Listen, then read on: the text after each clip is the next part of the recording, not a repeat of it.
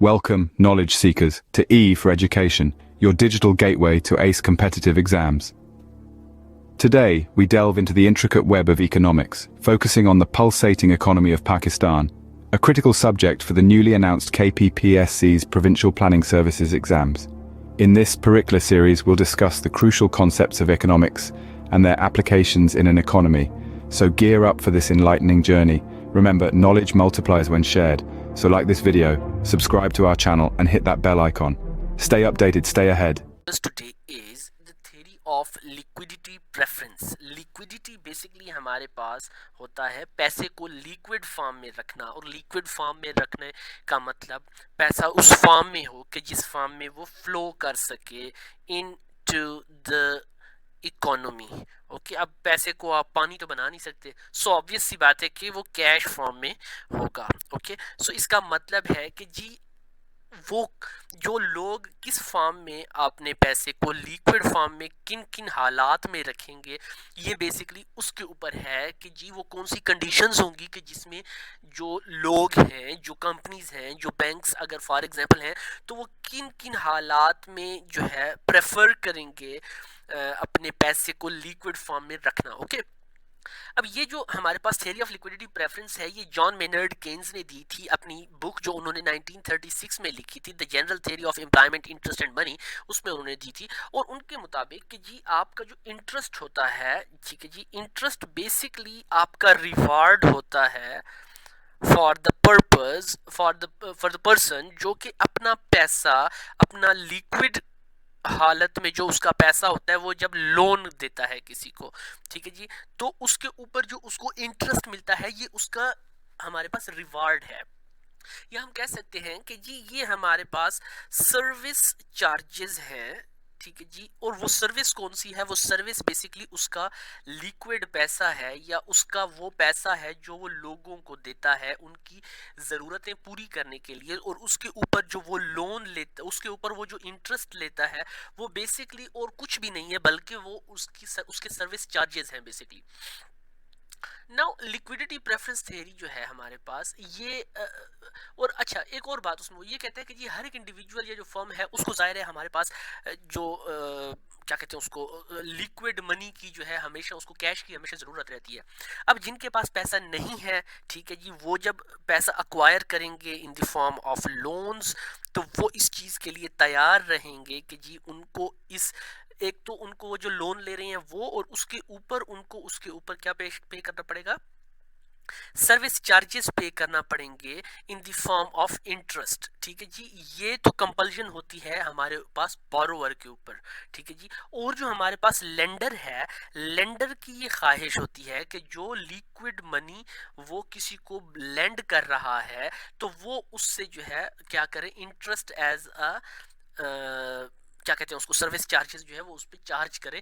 ये हमारे पास जो है वो होता है। अब हमारे पास ये होता है कि जी हमारी जो लिक्विड मनी है, ठीक है जी, लिक्विड मनी या हमारी जो इकोनॉमी में जो पैसा घूम रहा है, ठीक है जी, उसको हम लोग लिक्विड मनी कहते हैं। एंड हम लोग ये जानते हैं कि जी the liquidity of the money depends upon the demand and supply of the money, ठीक है जी, उसके ऊपर वो डिपेंड करती है। ओके, अब डिमांड हमारे पास क्या होती है, ठीक है जी, डिमांड होती है कि लोगों को किसी चीज की डिजायर, ठीक है जी, वो लोगों को कब होती है उसके लिए, तो पैसे के डिजायर या पैसे की डिमांड या डिमांड फॉर मनी के लिए, ठीक है जी, ये डिमांड ऑफ मनी के लिए जॉन मेनर्ड केन्स कहते हैं कि जी तीन मोटिव्स होते हैं या तीन वजूहात होती हैं कि जिसकी वजह से किसी बंदे को जो है वो पैसे चाहिए होते हैं। सबसे पहला जो मोटिव होता है उसको हम लोग कहते हैं ट्रांजैक्शन मोटिव, ठीक है जी। ट्रांजैक्शन मोटिव क्या होता है? अपने रोजमर्रा की जो जरूरियात होती हैं इंसान की, उनको हैंडल करने के लिए जो इंसान को जरूरत होते हैं पैसे, वो हमारे पास ट्रांजैक्शन मोटिव्स में आ जाता है, ठीक है जी। आपको अपने घर का खाना पीना, बाकी जितनी भी डे टू डे आपकी ट्रांजैक्शंस हैं उसके लिए जो आपको चीज़ें ज़रूरत होती हैं उसको हम लोग ट्रांजैक्शन मोटिव्स कहते हैं, सॉरी। उसको हम लोग ट्रांजैक्शन मोटिव कहते हैं। ठीक, अब ट्रांजैक्शन मोटिव जो है हमारे पास वो किस चीज़ के ऊपर डिपेंडेंट होता है, वो हमारे पास तीन चीज़ों पे डिपेंडेंट होता है।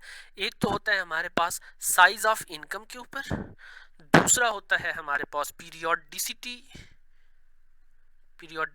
स्पेलिंग मिस्टेक है उसको आप सेट करेंगे, पीरियोडिसिटी ऑफ इनकम के ऊपर, और तीसरा होता है हमारे पास मोड ऑफ एक्सपेंडिचर के ऊपर।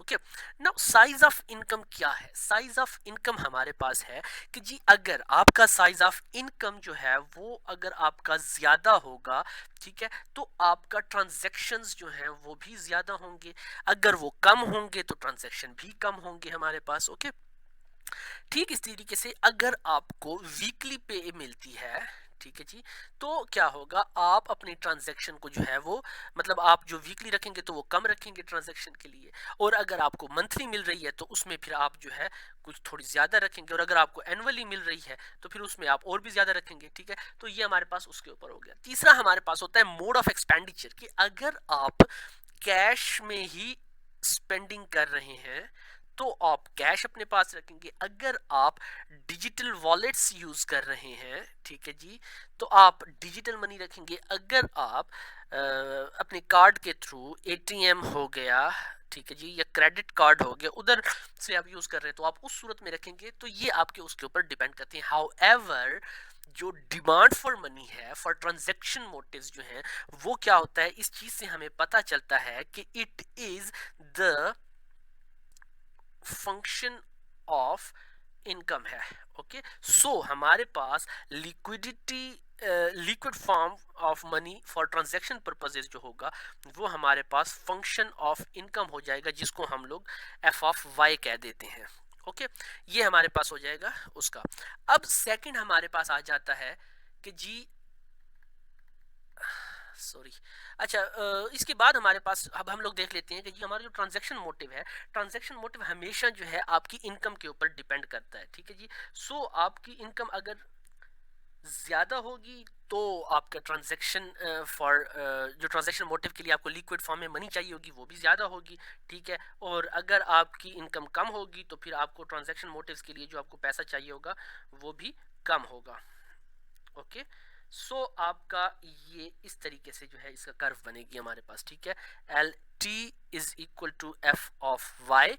ठीक है, ये आपका वाई एक्सिस, ये आपका एक्स एक्सिस, ये आपकी इनकम, और ये जो है आपकी लिक्विड फॉर्म ऑफ मनी हो जाएगी आपके पास। ठीक इसी तरीके से जो आप अगर आप इसको रेट ऑफ इंटरेस्ट के पॉइंट ऑफ व्यू से जब आप देखेंगे तो रेट ऑफ इंटरेस्ट के पॉइंट ऑफ व्यू से हमेशा जो आपका ट्रांजैक्शन मोटिव के लिए जो लिक्विड फॉर्म ऑफ मनी है उसके ऊपर कोई भी फर्क नहीं पड़ेगा, बिकॉज आपको ये फर्क नहीं पड़ता कि बैंक आपको क्या इंटरेस्ट दे रहा है, आपको अपने घर के अखराजात तो चलाने हैं। सो जो आपका ट्रांजैक्शन मोटिव के लिए जो आपका ग्राफ बनेगा वो इस किस्म का बनेगा। ठीक है जी, कि जी there is no that the rate of interest have no effect on the transaction motive for liquid form of the money for the transaction motive। Okay, यानी कि हमारे पास जो ट्रांजैक्शन मोटिव के लिए जो आपकी मनी होती है वो इन इलास्टिक होती है फॉर रेट ऑफ इंटरेस्ट के लिए। ओके, ये आपके पास क्या हो गया, ये आपके पास रेट ऑफ इंटरेस्ट के लिए उसका ग्राफ आ गया।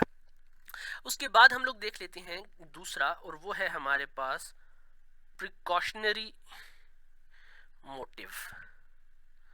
ठीक है जी, प्रिकॉशनरी मोटिव क्या होता है?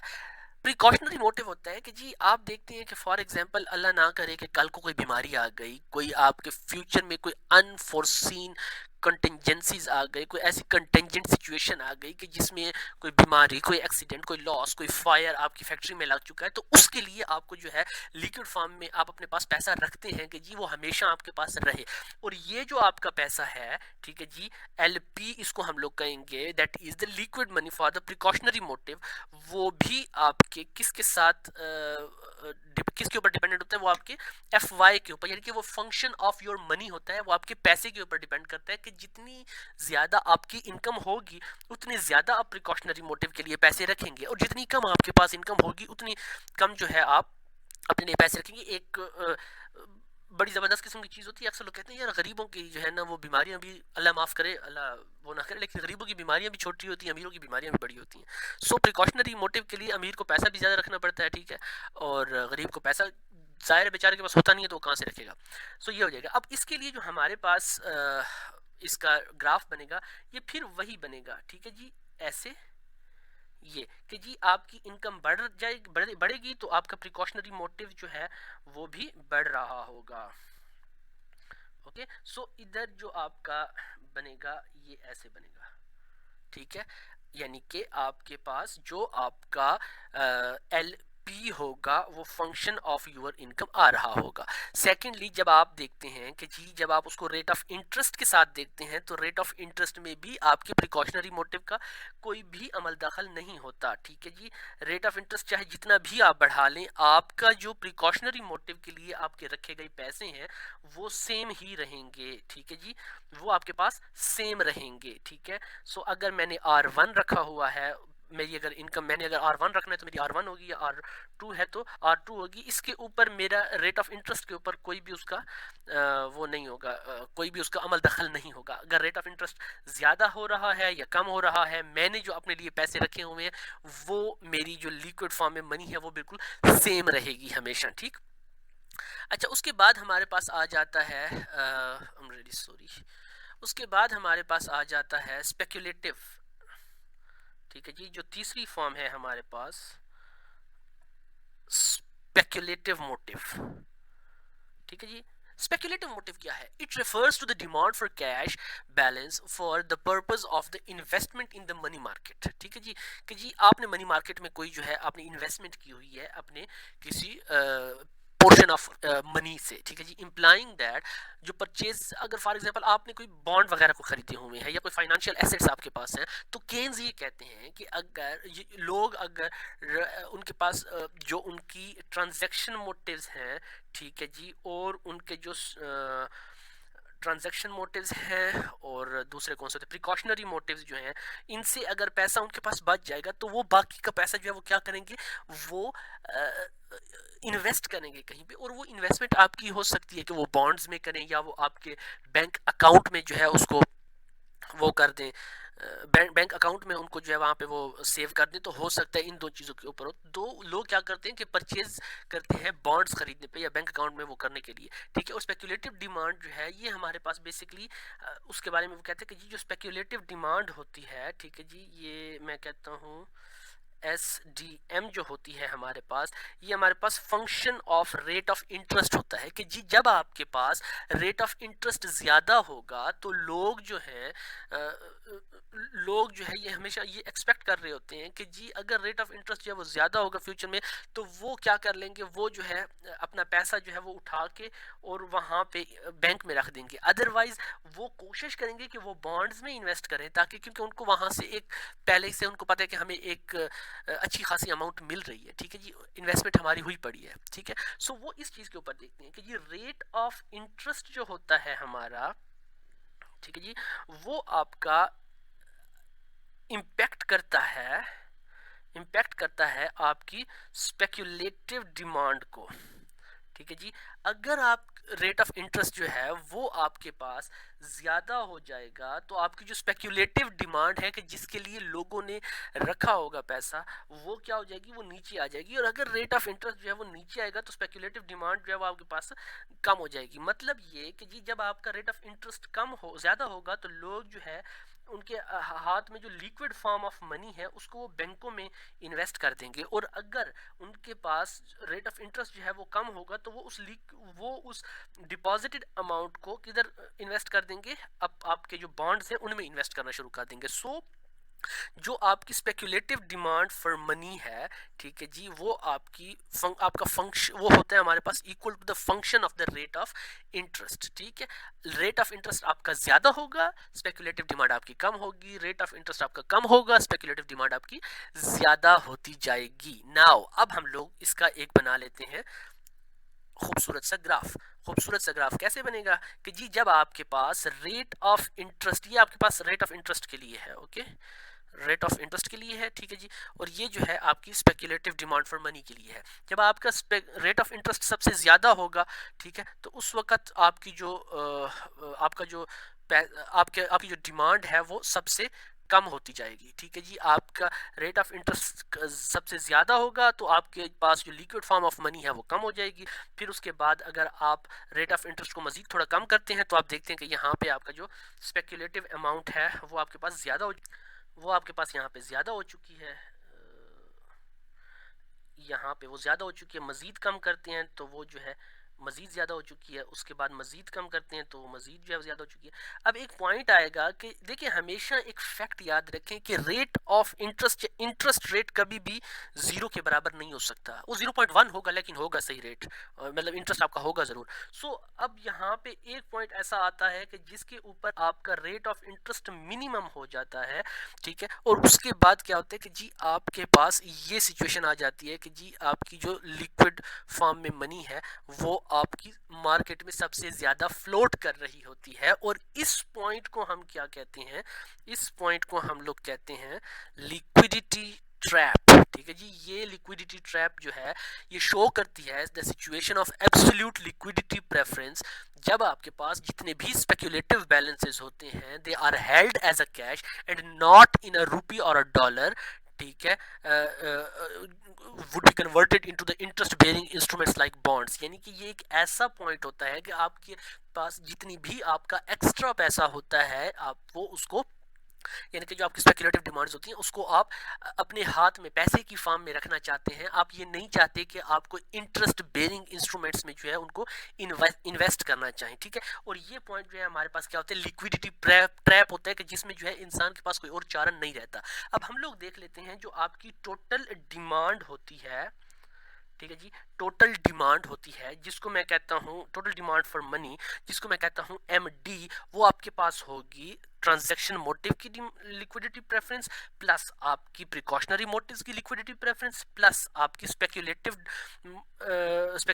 मोटिव के लिए लिक्विडिटी प्रेफरेंस। और ये हमारे पास फंक्शन होती है of your money and your rate of interest. ठीक, अब इसी की बुनियाद पर हम लोग क्या करते हैं, हम लोग बनाते हैं इसके कुछ क्या कहते हैं उसको, रेट ऑफ इंटरेस्ट की बुनियाद पर जो है हम लोग क्या बनाते हैं इसके हम लोग मनी के लिहाज तो हम लोगों ने देख लिया है। ठीक है, अब रेट ऑफ इंटरेस्ट के लिहाज से जब हम लोग इसके ग्राफ बनाएंगे तो कुछ ऐसे बनेंगे। हमें पता है कि जी रेट ऑफ इंटरेस्ट के लिए हमारे पास ट्रांजैक्शन मोटिव और जो हमारा स्पेकुलेटिव मोटिव है, ठीक है जी, उसके लिए हमारे पास ग्राफ इस किस्म का बन रहा था। ठीक है जी, जो हमारा स्पेकुलेटिव मोटिव है, स्पेकुलेटिव मोटिव के लिए हमारे पास जो ग्राफ है वो कुछ इस किस्म का बन रहा था। ठीक है जी, ये हमारे पास रेट ऑफ इंटरेस्ट है, ये हमारे पास स्पेकुलेटिव मोटिव की लिक्विड फॉर्म में हमारे पास मौजूद मनी है। जब हम इन दोनों का यानी कि एमडी का कर्व बनाएंगे तो वो हमारे पास कुछ इस किस्म का बनेगा, ये ऐसे, ये ऐसे, ठीक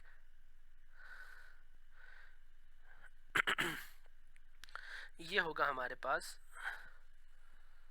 ऐसे। ठीक है, ये हमारे पास एमडी का कर्व बना है जो कि हमारे पास है फंक्शन ऑफ आर। ठीक है, रेट ऑफ इंटरेस्ट प्लस हमारा जो क्या कहते हैं उसको आई जो है हमारे पास, सॉरी इनकम जो है हमारे पास, वो हमारे पास हो जाएगा। अब हम लोग देख लेते हैं कि जी इक्विलिब्रियम की क्या स्टेज होगी हमारे पास। मनी मार्केट जो है would be said to be in equilibrium when demand for money is equal to the supply of money. अब टोटल डिमांड फॉर मनी जो है वो हमारे पास इनवर्स फंक्शन है of the rate of interest की, और जबकि सप्लाई ऑफ मनी जो है वो हमारे पास एक्सोजीनियसली डिटरमिन्ड है by the monetary authority, and in case of Pakistan the monetary authority is your state bank of Pakistan। ठीक है, so exogenously determined है by our monetary authority, hence हम लोग क्या कहते हैं कि जी उसको हम लोग जो आपकी जो सप्लाई ऑफ मनी है उसको हम लोग ले लेते हैं कांस्टेंट। ठीक, अब जब हम उसको कांस्टेंट लेंगे तो वो हमारे पास ऐसे बनेगी। ठीक, और जो इंटरेस्ट रेट है उसको अगर हम लोग देखेंगे इंटरेस्ट रेट डिटर्मिनेशन जो है through money demand and money supply of the function जो है उसको हम लोग लिक्विडिटी प्रेफरेंस थ्योरी को हम लोग फॉर एग्जांपल कह सकते हैं। अब वो कैसे बनेगी, ये हमारे पास क्या है, ये हमारे पास जो है मनी सप्लाई है हमारे पास। ठीक है, और ये हमारे पास जो क्या बन रहा है, ये हमारे पास मनी डिमांड बन रहा है हमारे पास, जो कि function of rate of interest है हमारे पास। ठीक, अब जो जिस पॉइंट पे ये एक दूसरे को कट करेंगे वो पॉइंट हमारे पास क्या बनेगा, वो पॉइंट हमारे पास बनेगा इक्विलिब्रियम का पॉइंट। और ये जो हमारे पास है ये हमारे पास क्वांटिटी ऑफ मनी को जाहिर करता है। चेंज इन इक्विलिब्रियम कैसे आएगा? चेंज इन इक्विलिब्रियम इस तरीके से आएगा कि आप रेट ऑफ इंटरेस्ट को बढ़ाते जाएंगे तो उससे क्या होगा कि आपका इक्विलिब्रियम पॉइंट जो है वो बढ़ता जाएगा। ये rate of interest for example मैं आर नॉट कहता हूँ, जब मैं इसको ले आता हूँ इस पॉइंट पे तो ये हमारे पास E1 आएगा और ये हमारे पास रेट R1 आ जाएगा, जिसकी वजह से हमारी जो दूसरा इक्विलिब्रियम पॉइंट आएगा वो ये आ जाएगा। ठीक इसी तरीके से जब मैं इसको मजीद या मैं इसको यहाँ पे ले आता हूँ, ठीक है, और तो ये हमारे पास E2 आ जाता है और इसके नतीजे में ये R2 आएगा, तो यहाँ पे जो मेरा आएगा ये हमारे पास E2 आ जाएगा जो कि मनी डिमांड टू, जो कि हमारे पास F ऑफ R IY होगा हमारे पास। तो ये हमारे पास change in demand for the money होगा जो कि आपके रेट ऑफ इंटरेस्ट के ऊपर क्या करेगा, रेट ऑफ इंटरेस्ट के ऊपर जो है ये डिपेंडेंट होगा। ठीक है, क्योंकि सप्लाई ऑफ मनी जो है वो आपके पास सेम रही है। ठीक, सप्लाई ऑफ मनी को आप कैसे चेंज करेंगे? सप्लाई ऑफ मनी को आप ऐसे चेंज कर सकते हैं कि जी आप सप्लाई ऑफ मनी को आपका जो क्या कहते हैं उसको, आपका जो स्टेट बैंक है, स्टेट बैंक ही उसकी सप्लाई को बढ़ा दे। ओके, सो वो आपके पास जो है सप्लाई ऑफ मनी का वो होगा, और उसके लिए हमारे पास जो उसका change in supply of money जो है वो हम लोग कैसे चेंज करेंगे? एक तो जो है वो आपका स्टेट बैंक ऑफ पाकिस्तान जो है वो उसको चेंज करेगा। अगर आपके पास इक्विलिब्रियम रेट ऑफ इंटरेस्ट जो है आपका, या हम लोग कह सकते हैं कि जब आपकी मनी सप्लाई ME होगी तो उसके ऊपर आपका रेट ऑफ इंटरेस्ट ज़्यादा होगा। ठीक, और जब आप अपनी मनी सप्लाई को बढ़ा देते हैं तो आपका रेट ऑफ इंटरेस्ट यहाँ पे कम हो जाता है, और जब आप अपनी मनी सप्लाई को कम कर देते हैं तो आपका रेट ऑफ इंटरेस्ट जो है वो बढ़ जाता है। ये होता है हमारे पास मनी सप्लाई को चेंज करने के लिए, and it is totally the prerogative of your central bank, जो कि पाकिस्तान के केस में स्टेट बैंक ऑफ पाकिस्तान है हमारे पास। ओके, अच्छा, उसके बाद हमारे पास आ जाता है कि जी हम इसकी कुछ जब हम लोग इसकी क्रिटिसिज्म की बात करते हैं तो क्रिटिसिज्म में हमारे पास जो सबसे पहला क्रिटिसिज्म है वो ये है कि केन्स की जो थ्योरी ऑफ लिक्विडिटी प्रेफरेंस है ये सबसे ज़्यादा जो है वो बहुत ज़्यादा एम्फेसिस करती है ऑन मॉनेटरी फैक्टर्स। ठीक है जी, केन्स ने जो है इसमें रियल फैक्टर्स जो हमारे पास होते हैं, जो रेट ऑफ इंटरेस्ट हो गया हमारे पास, और बाकी जो दूसरे हमारे पास सेविंग वगैरह हो गई, इन चीज़ों को उसने बिल्कुल ही क्या किया हुआ है, इग्नोर किया हुआ है, और वो सिर्फ मॉनेटरी फैक्टर्स के ऊपर जो है वो क्या कर रहा है, वो सारा का सारा उसकी डिपेंडेंस उसकी थ्योरी की जो है वो जा रही है। उसके बाद हमारे पास जो सेकंड है, अगला है हमारे पास इग्नोरिंग सेविंग्स, या हमारे पास सेविंग इंस्टीट्यूट्स भी इसको कहते हैं कि जी केन्स का जो एनालिसिस होता है, ठीक है, इसका जो एनालिसिस है, केन्स का जो एनालिसिस है हमारे पास, उसने सेविंग को बिल्कुल ही इग्नोर करके रख दिया है। ठीक है जी, rate of interest rate determination में। ठीक है, क्योंकि विदाउट सेविंग जो question of parting without liquidity जो है वो हमारे पास अराइज ही नहीं हो सकता। ठीक, अच्छा, उसके बाद अगला जो है हमारे पास ओनली शॉर्ट टर्म एनालिसिस। मैंने पहले शायद स्टार्ट में ये बात बताई है या नहीं बताई है, डोंट रिमेंबर, लेकिन ये है कि केन्स की जितनी भी थ्योरीज आई हैं वो सारी की सारी शॉर्ट टर्म एनालिसिस पे हुई हैं, वो शॉर्ट रन के लिए हुई है। लॉन्ग रन में वो जो है बहुत सी चीज़ों को जो है वो इग्नोर कर रहा होता है, और इसी चीज़ पे ही उसको क्रिटिसाइज किया गया है कि इसने रेट ऑफ इंटरेस्ट को जो है वो लॉन्ग टर्म में बिल्कुल इग्नोर करके रखा हो। अच्छा, उसके ऊपर अगला जो वो होता है क्रिटिसिज्म होता है, वो कहते हैं कि इसकी थ्योरी इनकंसिस्टेंट है। देखें, केन्स ये कहता है कि जी मनी सप्लाई जो है आपके पास जब कम होगी तो रेट ऑफ इंटरेस्ट जो है वो ज़्यादा होगा, और अगर रेट ऑफ मनी सप्लाई जो है वो ज़्यादा होगी तो रेट ऑफ इंटरेस्ट जो है वो कम होगा। लेकिन जो इसके ऊपर क्रिटिसाइज करने वाले इसको जो इकोनॉमिस्ट है वो ये कहते हैं कि डिप्रेशन में अगर आप देखें तो मनी सप्लाई जो है वो आपके पास कम होती है, लेकिन और उसी डिप्रेशन के उसके ऊपर हमारे पास रेट ऑफ इंटरेस्ट जो है वो भी कम होता है। और same is the case with कि जब आपके पास इकोनॉमिक बूम आता है, ठीक है जी, तो उसमें क्या होता है, मनी सप्लाई भी ज़्यादा होती है, और उस वक्त आपका रेट ऑफ इंटरेस्ट जो है वो भी ठीक ठाक अच्छा खासा होता है। यहाँ पे जो इसका ये जो पॉइंट है वो क्या है, इनकंसिस्टेंट बना देता है केन्स की थ्योरी को। अच्छा, एक और उसके ऊपर आता है कि जी ये सेल्फ कॉन्ट्राडिक्टरी भी है कि जी अकॉर्डिंग टू केन्स जो इंटरेस्ट होता है it is a reward for parting with liquidity, कि आप अपने पैसे को जो है ना आप अपने पैसे से अलहदगी फॉर एग्जांपल इख्तियार करते हैं, किसी को वो लोन देते हैं और आपको उसके ऊपर जो है इंटरेस्ट जो है एज अ रिवार्ड मिलता है। लेकिन अगर एक बंदा हो और वो अपनी सरप्लस वेल्थ को in the form of bank deposit रखे, ठीक है जी, ये शॉर्ट पीरियड ट्रेजरी बिल्स जो होते हैं हमारे पास उसकी फॉर्म में रखे, या मैंने जैसे आपको बताया था कि जी सेविंग अकाउंट में अगर आप रख देते हैं, ठीक है, तो उसमें क्या होता है कि जी आप किसी भी वक्त पैसे निकाल सकते हैं, आपके ऊपर ये कैद नहीं होती कि जी आपने पैसा रखा है तो आप इतने अरसे से पहले नहीं निकाल सकते, नहीं, आप किसी वक्त भी निकाल सकते हैं। और जब आपने सेविंग के लिए रखे हुए हैं तो जब तक आपका पैसा उसमें उधर पड़ा होगा तो उसके ऊपर आपको रेट ऑफ इंटरेस्ट भी यानी कि इंटरेस्ट भी मिल रहा होता है। सो आप एक टिकट में दो मजे कर रहे होते हैं, आपकी सेविंग भी होती है, आपके पास आपके हाथ में पैसा भी होता है, जब भी आप चाहें आप उसको जो है विदड्रॉ करके और लिक्विडिटी इंजॉय कर सकते हैं। ठीक इसी तरीके से अगली जो इसके ऊपर क्रिटिसिज्म है वो है हमारे पास inadequate to explain the variation in the rate of interest. आपका रेट ऑफ इंटरेस्ट जो कि है वो आपका डिफरेंट होगा, ठीक है जी। अगर आप किसी बंदे को ज़्यादा अरसे के लिए अपना पैसा दे रहे हैं कर्जे के तौर पर तो क्या होगा, आपका रेट ऑफ इंटरेस्ट ज़्यादा होगा। और अगर आप रेट ऑफ इंटरेस्ट उस वक्त कम रखेंगे जब आप किसी को थोड़े अरसे के लिए अपना पैसा दे रहे हैं तो उसके लिए आप रेट ऑफ इंटरेस्ट जो है वो कम रखेंगे। उसके बाद अगला है हमारे पास उसके ऊपर क्रिटिसिज्म कि जो लिक्विडिटी है हमारी वो जो है सिर्फ और सिर्फ इन तीन मोटिव्स के ऊपर, यानी कि आपका ट्रांजैक्शन मोटिव्स, आपके प्रिकॉशनरी मोटिव्स और आपके स्पेक्युलेटिव मोटिव के ऊपर ही सिर्फ और सिर्फ वो लिमिटेड नहीं है, बल्कि लिक्विडिटी आपकी तब भी अराइज हो सकती है जब आपके पास कन्वीनियंस मोटिव हो, आपके पास बिजनेस एक्सपेंशन मोटिव हो आपके पास, तो तब भी आपकी लिक्विडिटी जो है वो इंक्रीज करेगी। ओके। अच्छा, फिर कुछ ये है कि जी इसके ऊपर एक और क्रिटिसिज्म होती है कि इसकी जो एजम्पशन है वो ही बिल्कुल उसने मतलब एक अनरियलिस्टिक किस्म की एजम्पशन दी है, क्योंकि मतलब एक इकोनॉमिस्ट है टोबिन, वो कहते हैं कि यार जैसे कि केन्स कहता है कि सिर्फ और सिर्फ आपका जो वेल्थ है वो या तो कैश की फॉर्म में होगी या बॉन्ड्स की फॉर्म में होगी, तो केन्स कहते हैं कि नहीं, टोबिन कहते हैं कि नहीं ऐसा नहीं है। आजकल की दुनिया में हमारे पास शॉर्ट टर्म डिपेंचर्स आ गए हैं जिसमें आपके पास लोगों को के पास ये इख्तियार होता है कि वो एडवांटेजेस हासिल करें of the liquidity as well as of the interest, कि जब वो चाहें उसको लिक्विड फॉर्म में लेके आ सकते हैं। अच्छा, एक और बात ये थी कि जी केन्स ने अपनी आखिर में एक और थोड़ी सी बात की थी कि जी आपका रेट ऑफ इंटरेस्ट इतना स्लो हो जाता है कि जी लोग सारी की सारी जो वेल्थ है वो अपने पास लिक्विड फॉर्म में रखना शुरू कर देते हैं। तो टॉबिन कहते हैं नहीं भैया ऐसा नहीं है, ठीक है जी, रेट ऑफ इंटरेस्ट कभी इतना रियल लाइफ में इतना लो जा ही नहीं सकता कि लोग सारी की सारी वेल्थ जो है वो in the form of cash रखना शुरू कर दें, ठीक है। सो टॉबिन इस चीज़ के ऊपर भी उसको बड़ा क्रिटिसाइज करते हैं। So this was all about the theory of liquidity preference and its क्या कहते हैं उसको क्रिटिसिज्म, ठीक है। See you guys next time, Allah Hafiz.